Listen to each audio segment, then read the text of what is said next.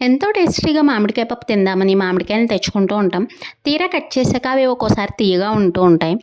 అలా తీయగా ఉన్నది పప్పులో వేయలేం కదా!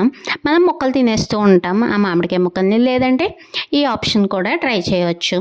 స్టవ్ వెలిగించి ప్యాన్ పెట్టి ఆయిల్ వేసుకుని ఆవాలు, జీలకర్ర, మెంతులు, సోంపు, కలోంజి వేసుకున్నాను. సోంపు, కలోంజి ఇష్టం లేకపోతే స్కిప్ చేసేయచ్చు. కొద్దిగా దంచిన ఇంగువ వేసుకున్నాను. నేను ఇక్కడ 2 మామిడికాయల ముక్కలు తీసుకున్నాను. ఆ మామిడికాయ ముక్కల్ని వేశాను.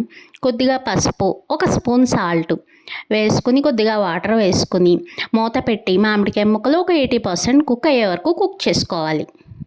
ఇది ఒక బెంగాలీ ఐటెం అయినప్పటికీ మన తెలుగు వారికి కూడా నచ్చుతుంది. యాక్చువల్గా ఈ పచ్చడి టిఫిన్స్లోకి అంటే దోశ, చల్లట్టు ఇలాంటి వాటిల్లోకి బాగుంటుంది. ఇంకా కిచిడి లాంటి వాటిలో కూడా బాగుంటుందన్నమాట.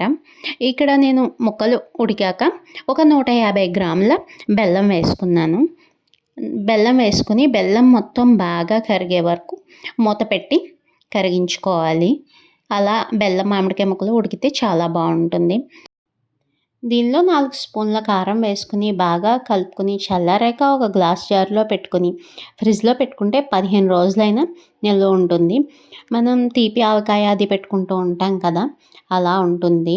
తీపి ఇష్టపడే వారికి పచ్చడి బాగా నచ్చుతుంది. టిఫిన్స్లోకి చాలా బాగుంటుంది. పెరుగన్నంలో కూడా బాగుంటుంది. వీడియో నచ్చినట్లయితే సబ్స్క్రైబ్.